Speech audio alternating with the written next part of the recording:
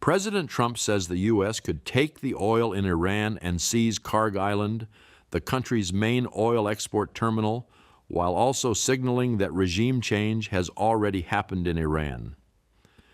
This comes as thousands more U.S. troops arrive in the region and fears of wider escalation continue. Here's the latest.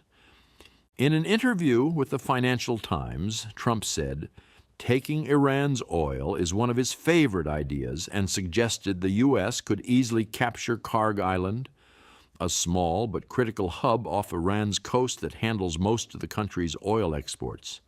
He added that some people in the U.S. think it's a bad idea, but he sees it as an option on the table. This comes as another 3,500 American troops have deployed to the Middle East, raising concerns that U.S. forces could face direct Iranian attacks. Speaking aboard Air Force One, Trump claimed the ongoing conflict has already delivered regime change in Iran because key leaders have been killed or removed. He said, "We've had regime change. The one regime was decimated, destroyed, they're all dead. The next regime is mostly dead. And the third regime, we're dealing with different people. I would consider that regime change." I think we'll make a deal with them, pretty sure. Whether it's possible, we won't. But we've had regime change, if you look already, because the one regime was decimated, destroyed, they're all dead. The next regime is mostly dead. And the third regime, we're dealing with different people than anybody's dealt with before. It's a whole different group of people. So I would consider that regime change. And frankly, they've been very reasonable. So I think we've had regime change. I mean, you can't do much better than that. The Wall Street Journal is also reporting that the administration is considering a military operation to seize around 1,000 pounds of enriched uranium from inside Iran. That would likely involve putting American forces on the ground for days or longer. Meanwhile, Israel continues expanding its operations.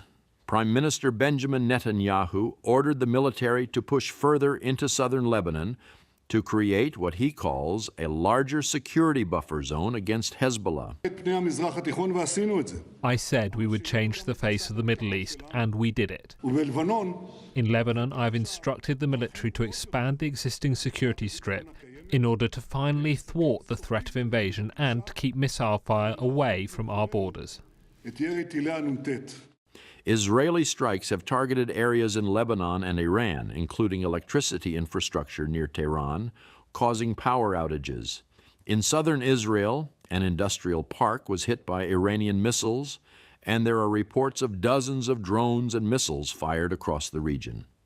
One valuable USAWACS spy plane was reportedly destroyed in a strike on a Saudi airbase.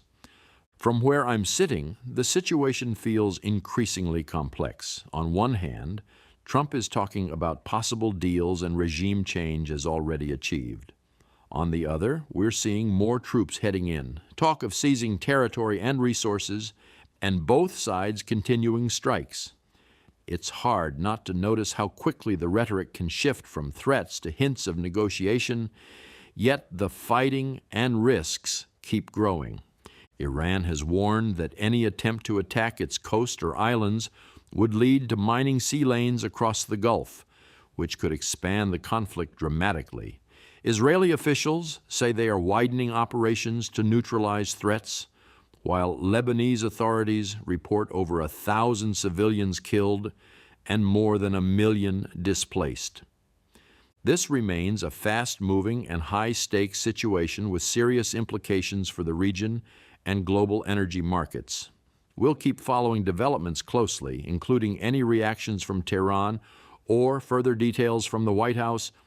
What stands out to you in today's updates? Let me know in the comments. Thanks for watching.